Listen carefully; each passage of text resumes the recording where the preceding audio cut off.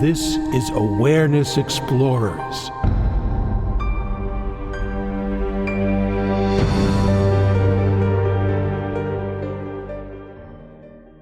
Welcome back, Awareness Explorers. Great to have you again. Thank you for showing up. And we are showing up. I, being Jonathan Robinson, I'm with my trusty co-host and friend, BrianTomO'Connor. And we are going to be talking about a subject dear to both our hearts today, and that is the subject of curiosity. Curiosity as it applies to awakening and other aspects of life, and what's in the way of curiosity. And it's a curious question. So when I think of this topic, or when we thought of this topic, Brian, what showed up in your curious mind? Well, when we first began talking about it, you mentioned how you found that a lot of people are not very curious, meaning curious about other people. And I look at this topic in the two-wing analogy. There's one way of looking at curiosity, which it's just that. Can you be curious about other people as a way to enhance your interpersonal communications? And then the other way is curious in terms of asking questions that direct your attention to your true nature of awareness. And I like the two-wing analogy in relationship to curiosity, because some people will have one and not the other. They don't seem to be something that go together in pairs necessarily, although they do in me. But I've noticed that some people are totally non-curious about other people, but are very focused on asking things like, who am I and where am I and what is this and what's it all about? And the exact opposite as well. Some people are very curious about other people, but not curious about the nature of awareness or anything inside them. I find that curious. Yeah, me too. Yeah.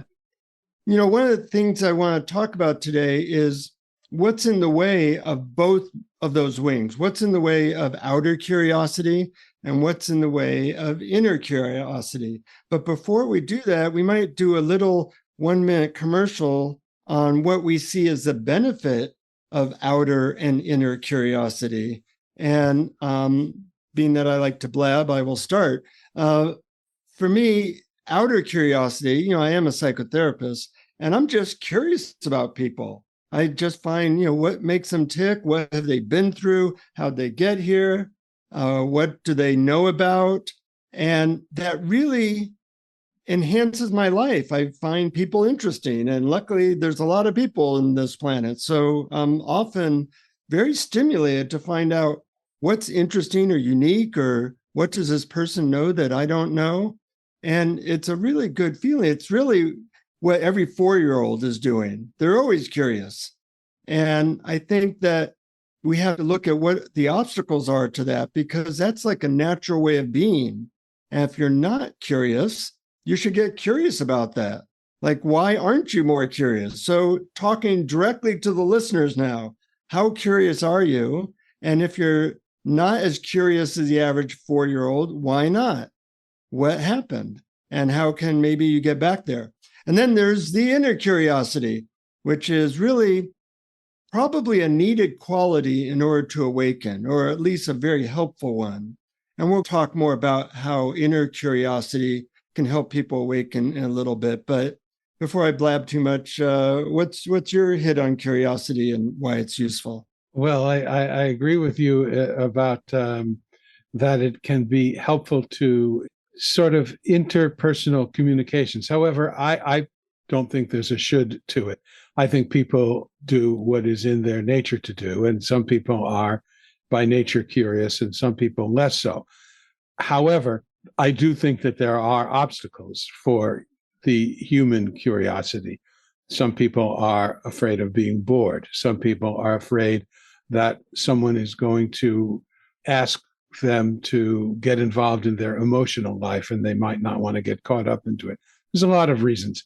But and as for the inner curiosity, I think it's essential to, because the questions that, you know, I can only speak from my experience, but when I started my spiritual life, it began after I discarded all the things that didn't work. The one that did was self-inquiry, asking, who am I? Or just dwelling on the I. But it really needs to be pointed out that when you ask a spiritual question like that, an inquiry question, and there are many forms that it can take, the purpose is not to get a conceptual answer, because any conceptual answer is just going to be another appearance in awareness. The purpose is to direct your attention from being obsessed with the conditions of the world and your life and the outer world, the contents of awareness, in other words, and direct your attention inward to awareness itself in order to help you identify with and as awareness.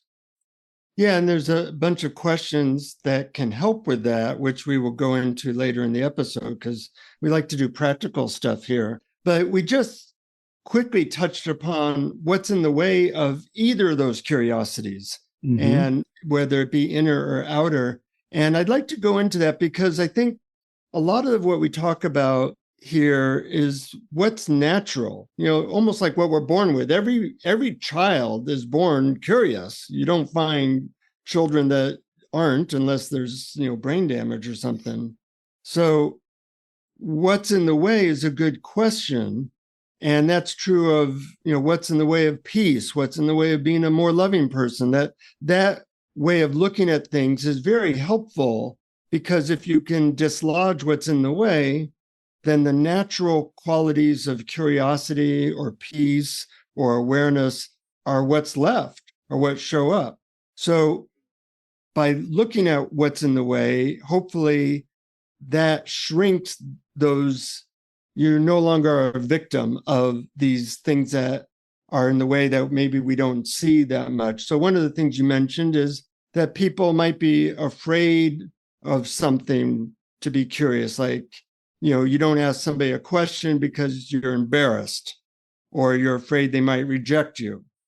Or a lot of people, I think, aren't curious because they already feel they know, and they don't like to admit that they don't know. Like, I don't know why the sky's blue. I don't know why plants are green. Come to think of it, I'm not that smart. I don't know these things. So when I meet someone who has some background, I'm likely to ask them because I'm not afraid to say I don't know. But I think a lot of people associate the feeling of not knowing with being vulnerable, and they don't like to go there. That's a guess. What do you think? I completely agree. As a matter of fact, that's probably, upon thinking of it a little further, the most important obstacle, which is the feeling that or the fear that being curious will change what you think you know. In other words, we identify with the stuff that we know ourselves to be, or our view of the world and the way it is already. And that becomes hardened over time. And there's a protectiveness about that. So sometimes we don't get curious because we're afraid to learn something that contradicts what we think we already know, and therefore is a threat to our self-image.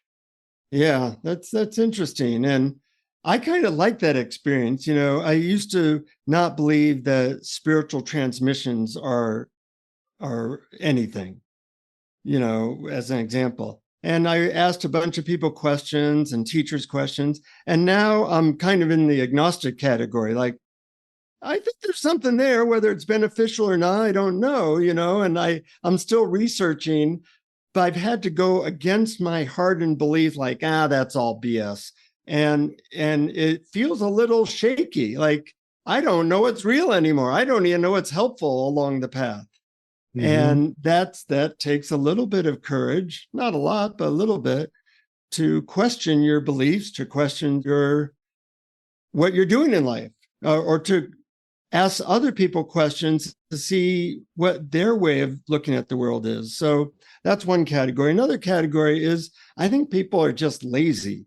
We're used to being spoon-fed all kinds of information on the internet, or, just ask Siri or whatever. And curious involves something active, like, what am I interested in? And what do I want to know? And you have to go against a little bit of laziness sometimes. Yes, absolutely. And I find that the people who are less likely to ask anybody else about themselves are very willing to I mean, to ask other people about the other people's selves, are very willing to talk about themselves. And that seems to be the only thing they want to talk about. And it seems to me because they're trying to solve the problem of me. And they think that talking it out and just, they're completely obsessed with how I'm doing and what I'm doing and my relation to the world, that they don't really want to talk about anything else. And I think that's a huge obstacle. And I think that, relaxing that self-obsession a little, not only for the sake of other people who will enjoy your company a little more, but for your own sake. You will actually lead a happier life when you're a little less obsessed and a little more curious about other people and how they feel and what they think and what it's like to be them. Yeah. I'll tell you a funny story about that. I was on a plane and the guy next to me I started asking him questions. It came out that he was Mormon. I didn't know much about Mormonism. So I asked him a lot of questions. I'm very curious. And I don't know anything about Mormonism. The ones I met have been very nice. And so I probably asked him 40 minutes of questions, maybe longer. And, he was talking about how he's a very sincere seeker. He's always trying to find out new things. He's, open that way, whatever.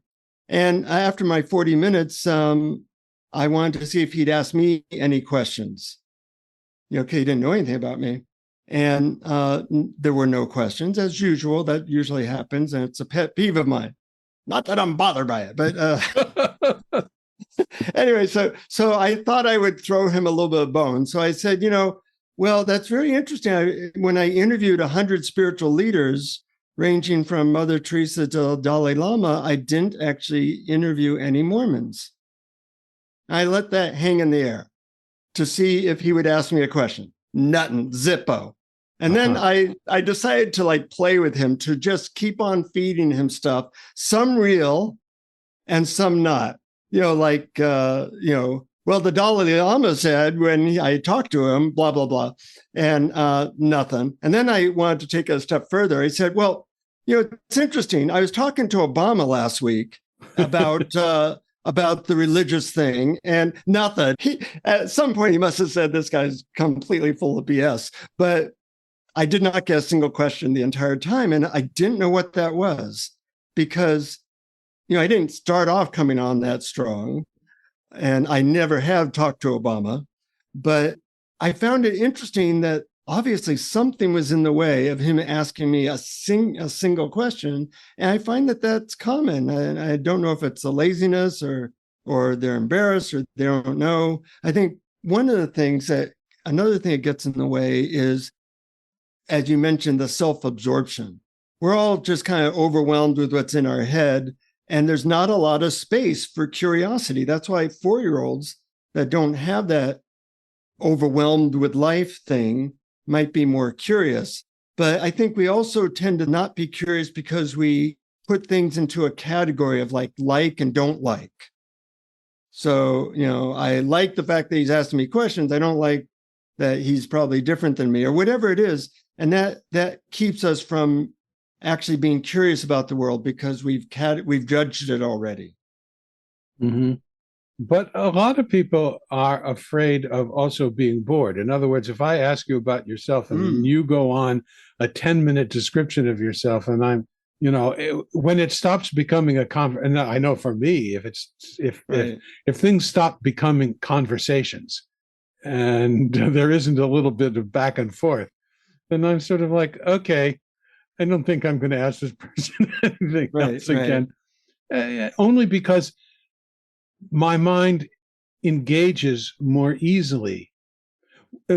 For instance, if I'm a student and I'm learning something from a teacher, if the teacher is lecturing, I will learn much less than if I'm allowed, while that person is talking, to ask questions along the way.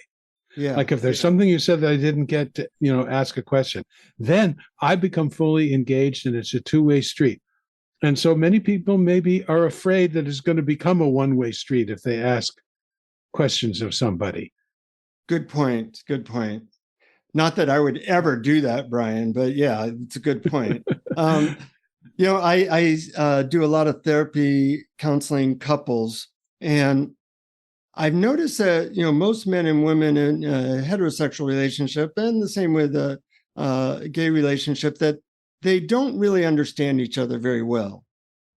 And the reason that they don't understand each other very well is they're not asking a lot of questions about the other person's experience or desire or feelings. And I have surmised that the reason that doesn't happen is because they're very much busy blaming or complaining about their partner in their head. And they feel like they know, so they don't ask questions. And I spent a lot of time asking each partner questions so that they can better understand each other. But things crowd out curiosity. Don't know, blaming, and complaining are three big categories in that realm. Mm-hmm. But also defensiveness. So I might not ask a person a question, especially if that's a person with whom I've had conflict, might not ask because I'm afraid that what they're going to tell me is how wrong I am, and so that would kick in my defensiveness. Whereas if you simply ask a person how they feel and then be open to allow whatever feeling they talk about without it being about you, because we think it's about us, how other people feel, but it's never about us. It's about them and how they feel. And if we could understand that and be less defensive or less afraid that they're going to say something critical, then I think that people would be a little more curious about asking people how they feel. Mm-hmm. Yeah. And it's a shame. I see that, I never have couples come to my office and say, we really understand each other very well. That's why we want a divorce, Right. Of course not. So, absolutely. Another category of what keeps you from being curious is being too goal-oriented. Like if you're trying to get to a very specific place, curiosity is almost like something in the way. If you're trying to convince somebody to buy a car, you might think that like asking them questions is kind of a circuitous route. But so I've seen that is something in the way. Another thing in the way is we have answers to almost every question somebody asks us. So if I say to you, Brian, why'd you move to New York? Actually, I think you've lived in New York your whole life. So that's... Well, if you say New York City in particular, although I was born here, I moved out of the suburbs and came here. Yes, I knew that I enjoyed the city more than the suburbs. I found the suburbs a little dull, a little boring, and all my interests are here: theater, art, etc. Plus, I love architecture. Plus, I love crowded streets. Okay, good. So, but my point being was that when somebody asks you that question, and I'm sure you've been asked that question a few times in your life, you probably give a very, very similar answer every time. That's just a guess. So we have like answers that we've come up with to most of the questions people ask us, like, what do you like to do in your free time? Well, I've answered that before. I'll give you the last answer. It's rare that we would like think, well, if I never knew that answer, if I hadn't said it before, what were all the factors that led to me moving into the city? And is there anything I missed in my answers before? Maybe you could say, well, I really like a lot of action going on around me. That, I feel like I'm in the eye of a hurricane when that happens. And that had something to do with my upbringing or whatever. You'd come up with a new answer because you don't have the mechanical answer. Does that make sense? Yeah, it does. Although I honestly don't think that that sounds like a value judgment on how you answer questions. I don't know if I can really go along with that. In other words, if you were to ask me that same question, sure, I'll look inside and see if there might be any new answer. But if it's the same, in other words, I'm going to tell you the truth. I'm not sitting there thinking, should I delve more deeply into this answer? That's just a bunch of shooting on yourself. And I'm going to give you an honest and truthful answer, unless I'm trying to hide something. But with friends, I usually don't. Usually, why should people be curious? Why should people answer in ways that they may not have thought before? Why can't people just be the way they are? Okay, that's a great question. Let me see if I can come up with an answer. Okay. And not the answer that I gave last time. Okay. I'm taking my own medicine here, Brian. So, well, for me, it leads to a more open experience of life, like more childlike, where I feel more alive. We're talking about the outer curiosity. It leads to more depth too, because like if you ask me, why do I live in Nevada City, California? I can give you the 10-second answer that I give everybody, but it makes a moment new to say, well, what were all the factors involved? And now I'm like in a new moment that's alive. I'm discovering something new. I remember Adyashanti said when we interviewed him that his definition of spirituality was one of constant discovery.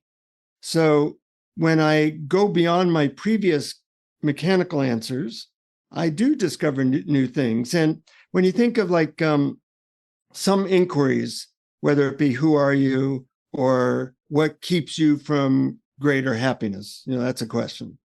Well, in like the diamond work, they ask those questions over and over again for like 15 minutes. So it'll be like, who are you? And you say something, and then they say, okay, who are you again? Or what keeps you from greater happiness? And somebody comes up with an answer, and then they ask that 25 more times. And each time you kind of can go to a deeper level potentially, or discover something new. And that sense of discovery and learning, I associate with aliveness, with curiosity, with awakening, and with being a really joyous human being. Yeah, I think that's a really terrific answer, and all of it seems true. At least it seems true to you. And so you've answered the question about why you think you should be more curious. But what if I asked you, why should someone else be more curious? Well, if you ask that repeatedly, I'd probably come up with a lot of answers.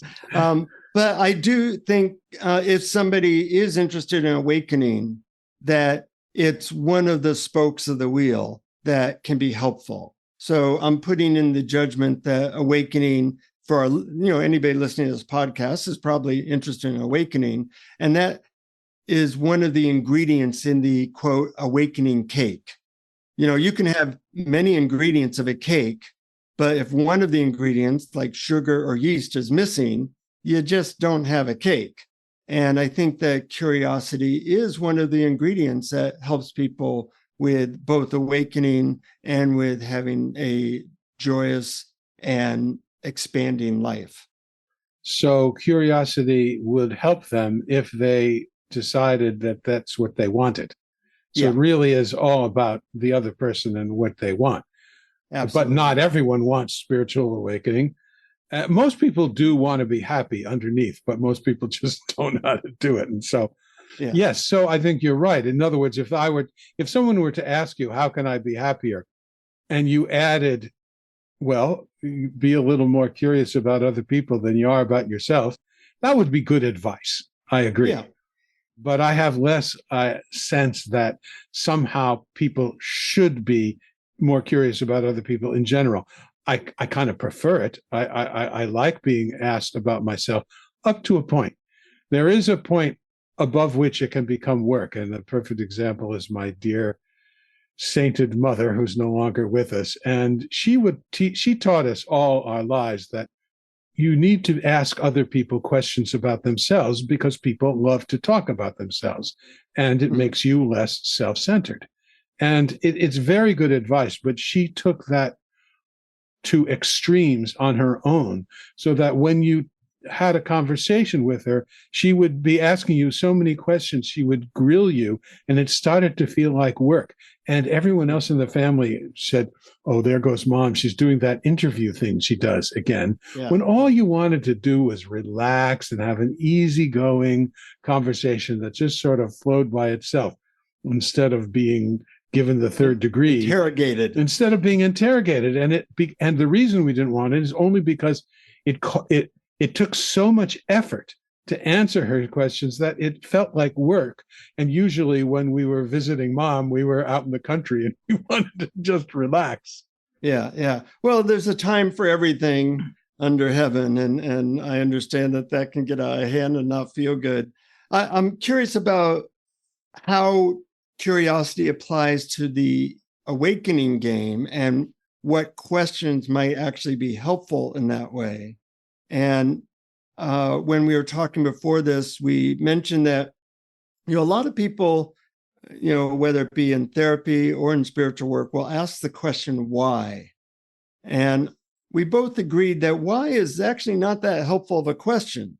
Like, why am I neurotic in this way? Well, the actual answer, is everything that ever happened to you in your entire life, and everything that is in your DNA, and everything that's in your parents' DNA, and everything that's in your culture, and everything that's in the world, and everything you've ever eaten, and everything you ever felt. That's the answer why. Are you now satisfied?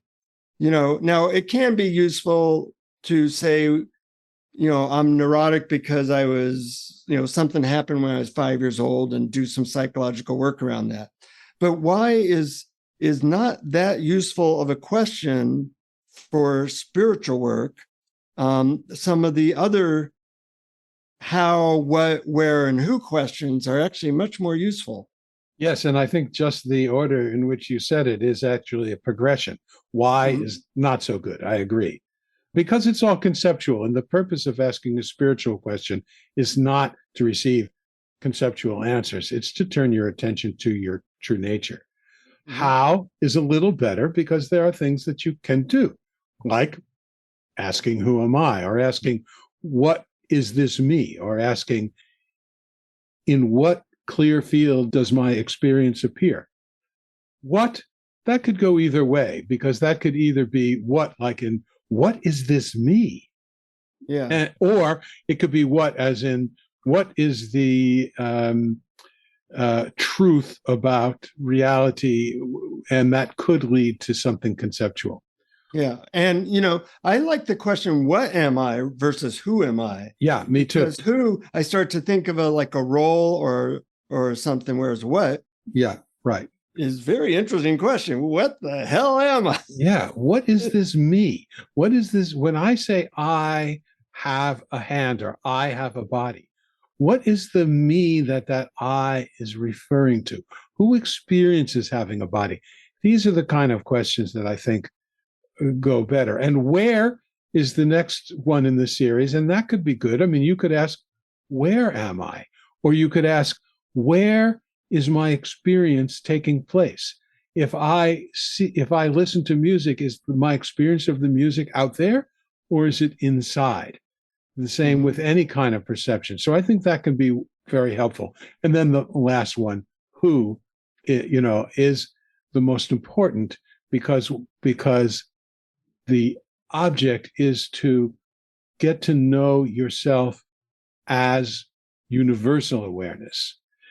However, as you rightly point out, sometimes who doesn't work for people because it leads them into thinking about their role. Well, I'm a teacher, I'm a doctor, I'm a mother, I'm a father, I'm a lazy person, I'm a proactive person, and so that's why sometimes what am I is better.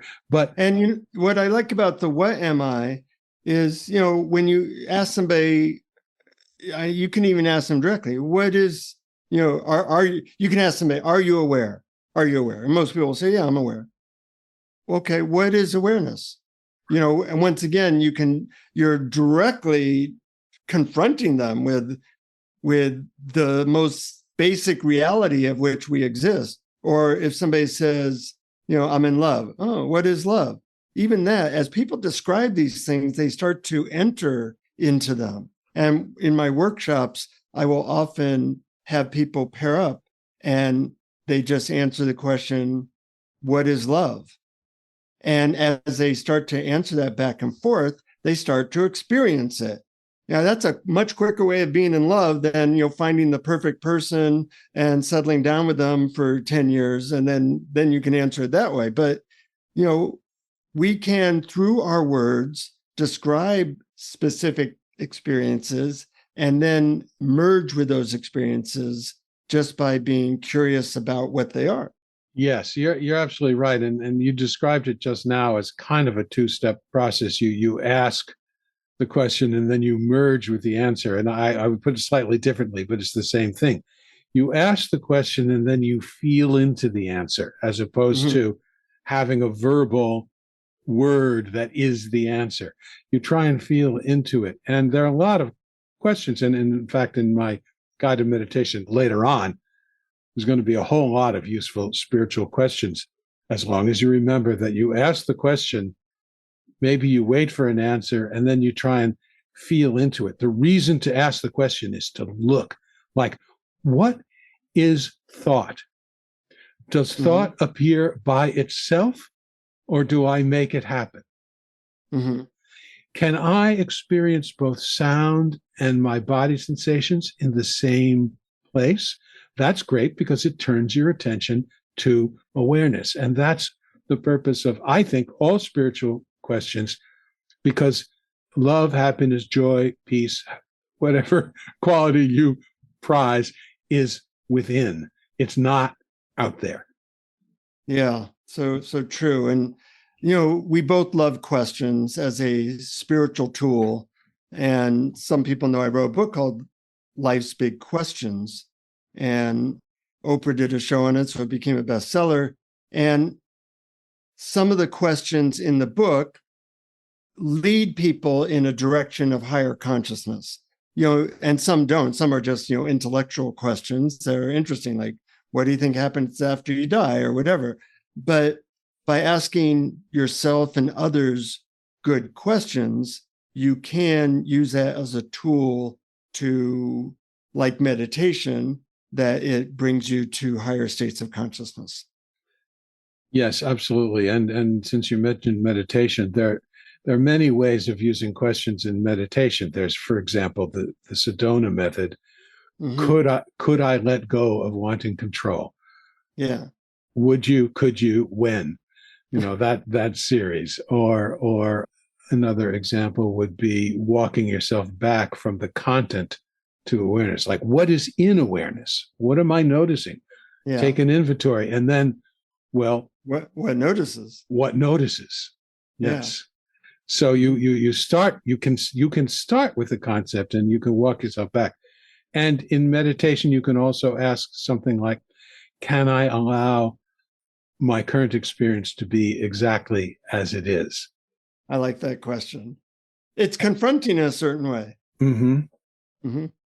And can lead to a letting go. Especially, I like to put time limits on it. Like, can I let my current experience be exactly as it is for the next 10 seconds? Yeah, I think that's really great, because most people will argue, well, if I let everything as it is, what about war? How do I pay the rent? Well, exactly. All that stuff comes in, but you can do it for 10 seconds. Yeah, the world will hopefully survive that 10 seconds. And if it doesn't, well, probably it's all for the best. Yeah. Well, anything else that strikes you before we go into meditation? I think we've really touched on both wings. I think we like curiosity. It can help with interpersonal relationships, which can lead to a more harmonious life, but it's also crucial to your inner search for your true nature, which is a spiritual search. Yeah, absolutely.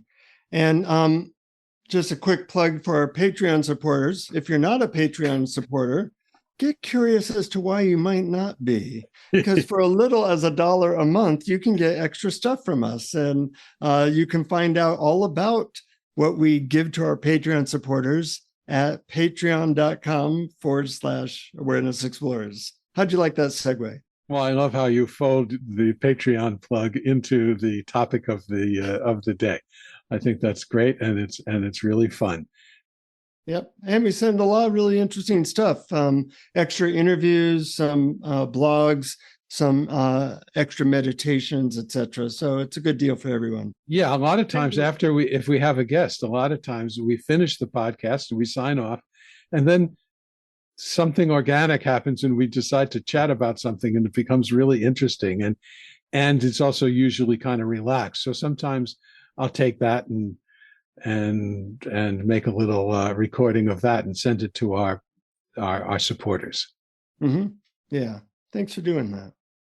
Anyways, I hear we have a meditation for today about curiosity, and I'm curious about it.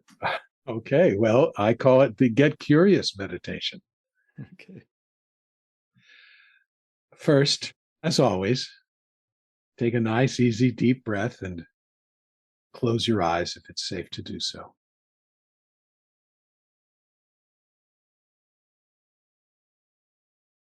The essence of self-inquiry is the same as the essence of science, curiosity. But with self-inquiry, instead of being curious about the external world and how it works, you're directing your attention to your inner world and how it works. You use curiosity to delve into your direct experience. That is, what it is like to have inner experience and discover whether or not all experience is inner experience.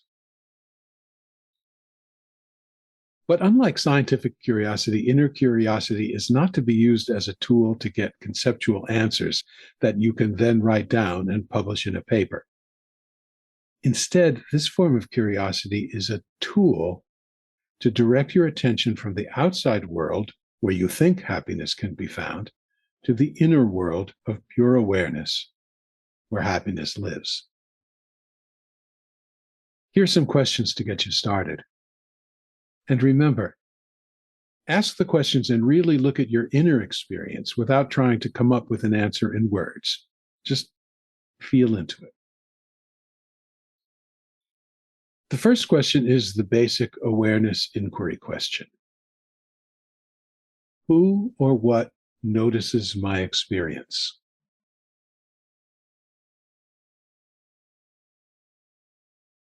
Here are some questions that bring curiosity to the nature of mind and thought. What is thought?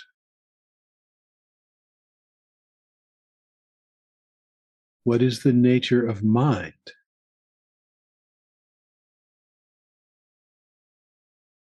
Do I create thought, or does it appear by itself?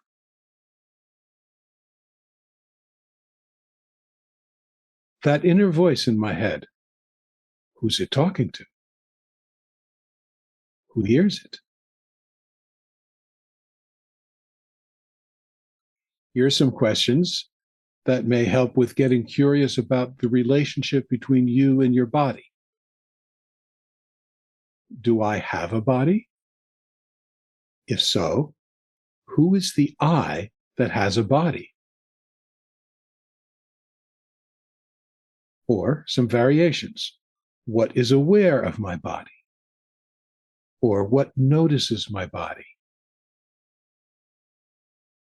Or what does my body appear in? Or what experiences my body? In each case, whatever it is, it's not your body. See if you can be that.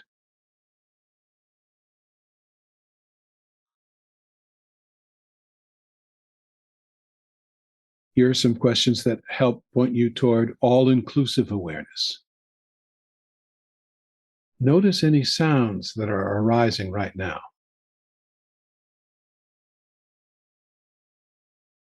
Ask, in what silent field of awareness do these sounds appear?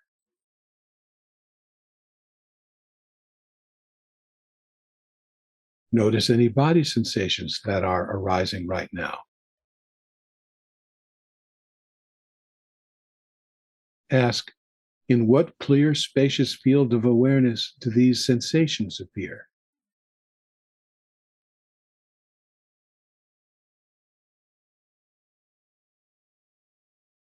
Ask, can I notice sounds and body sensations at the same time?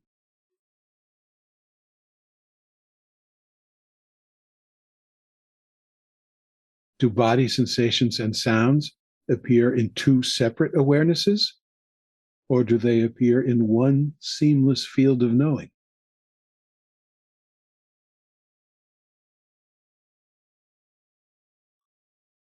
And once you're noticing awareness, these questions help with curiosity about its nature. What is awareness like? Does it have a shape? Does it have qualities? Does it have dimensions? Does it have limits? Does it appear in time?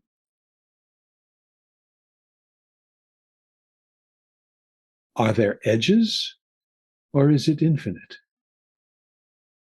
Imagine it's infinite. Did it stop and start, or has it always been present? Imagine it's eternal. What if awareness is infinite and eternal? Could there be more than one?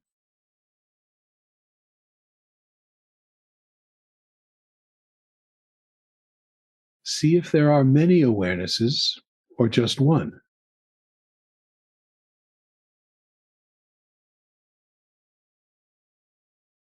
What if there was only one? Who could you possibly be other than infinite, eternal awareness?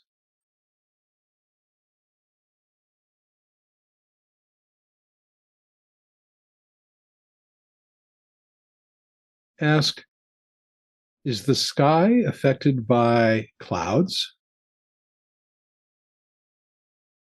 Ask, is the sky affected by birds?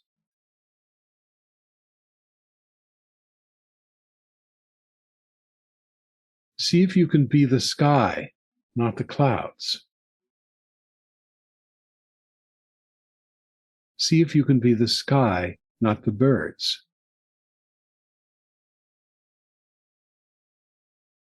Ask, is awareness affected by anything that appears in it?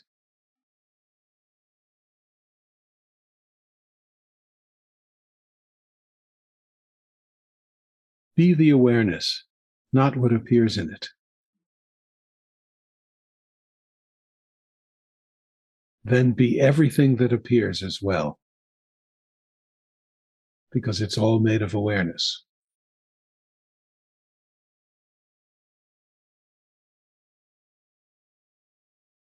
Now, as you take another nice, easy, deep breath, at your own pace, begin to open your eyes.